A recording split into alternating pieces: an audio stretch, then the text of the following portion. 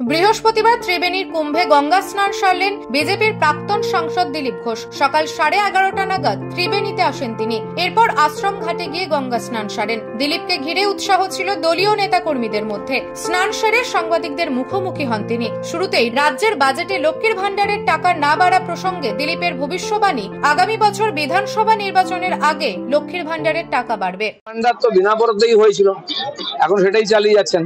হয়তো বাড়াবেন 26-এর যে ইলেকশন আছে তার আগে যে বাজেট হবে সেখানে বাড়ানো হবে, সেরকম ইলেকশনের জন্যই বাজেট তৈরি হবে।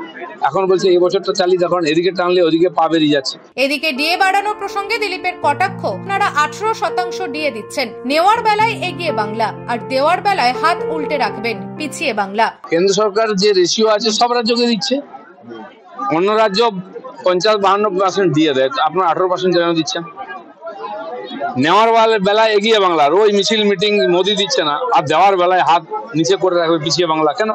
পাশাপাশি তার প্রশ্ন, উত্তরবঙ্গ উন্নয়নের জন্য 800 কোটি টাকা আর মাদ্রাসার জন্য 5600 কোটি টাকা, সরকারি স্কুলগুলো বন্ধ করে দিয়ে মাদ্রাসা খুলতে চাইছেন। আপনারা এখানে ইন্ডাস্ট্রির জন্য কত টাকা দিচ্ছেন?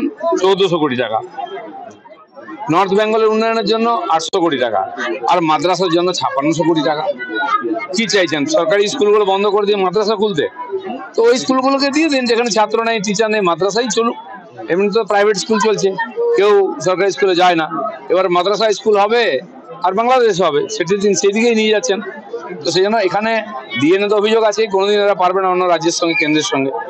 সাধারণ মানুষের জন্য উন্নয়ন বলুন, ইন্ডাস্ট্রি বলুন, যদি ইন্ডাস্ট্রির জন্য আপনারা চান, মাত্র কেন 1400 কোটি টাকা দিচ্ছেন? বেশি দিন, তাহলে বেশি উন্নয়ন হবে। ওনারা জানেন কেউ আসবে না, ইন্ডাস্ট্রি হবে না, বছরে একবার একটা সামিট করে ছবি টবি তুলে আর দেখিয়ে দিন আমরা খুব চেষ্টা করছি, আবার কিছু নাই। এদিন দিলীপ ঘোষ দাবি করেন বিভিন্ন প্রকল্পে কেন্দ্র টাকা দিতে চায়, মাস্টার প্ল্যান আটকে আছে 1200 কোটি টাকার জন্য, আপনি আপনার হিসাবের টাকাটা দিচ্ছেন না কেন? মাস্টার প্ল্যানের জন্য 500 কোটি টাকা উনি 14 বছর হয়ে যাওয়ার পরে টাকা বরাদ্দ করলেন। যদি ইচ্ছা আছে করার, মুখে বলছিলেন, কেন করেন?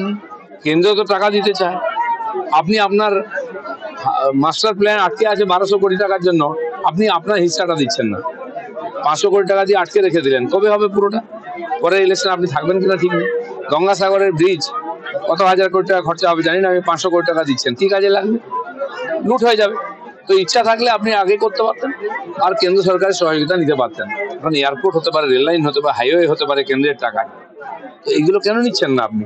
কি দেখাতে চাইছেন? এদিকে বাংলার আবাস নিয়েও দিলীপ ঘোষ মন্তব্য করেন। তার কথায় 72 লক্ষ লোকের বাড়ি করার জন্য টাকা পাঠাচ্ছে কেন্দ্র, তার 40% যদি আপনি দেন তাহলে 72 লক্ষ লোক বাড়ি পায়, আর আপনি দিচ্ছেন 16 লক্ষ লোকের জন্য।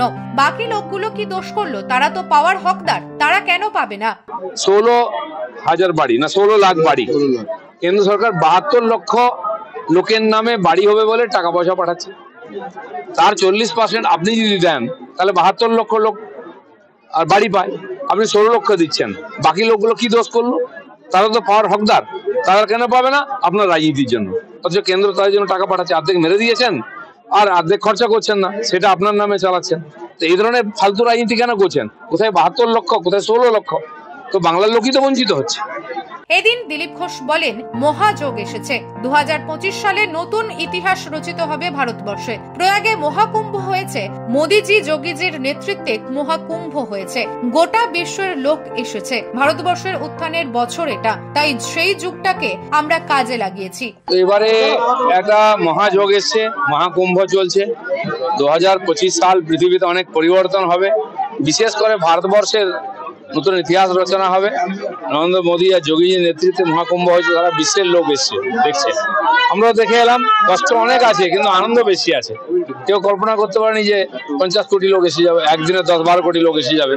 কিন্তু মানুষ হাসি মুখে কষ্ট সহ্য করে স্নান করে বাড়ি আসছেন। আর আমরা যেহেতু ট্রেনে আর বিমানে টিকিট পাওয়া যাচ্ছে না, গাড়ি করে গেছিলাম, বোনাস হিসেবে অযোধ্যার কাশী দর্শন করলাম। এখনো ভিড় আছে, চলবে, যত দিন যাচ্ছে ভিড় বাড়ছে। ভারতবর্ষের উত্থানের বছর এটা, সেই জন্য আমরাও পুরো সুযোগটাকে কাজে লাগিয়েছি। নিউজ আজ বাংলা, হুগলি। নিঃসন্তান হওয়ার কারণ স্বামী বা স্ত্রী যে কেউ হতে পারেন। IVF এর অ্যাডভান্স সায়েন্স আর এক্সপার্ট কেয়ার লক্ষ লক্ষ কাপেলের স্বপ্ন সার্থক করেছে। তাই বন্ধাত্বকে হারাতে আপনাদের অবশ্যই আসতে হবে আরামবাগ প্রাণ IVF ফার্টিলিটি সেন্টারে। এখানে চিকিৎসা করিয়ে অনেক দম্পতি সন্তানের মুখ দেখেছেন। আমাদের ঠিকানা আরামবাগ বসন্তপুর আমতলা বিবেকানন্দ পল্লী 2 নম্বর রেলগেটের পাশেই। মোবাইল নাম্বার 7865858781 অথবা 7908098172।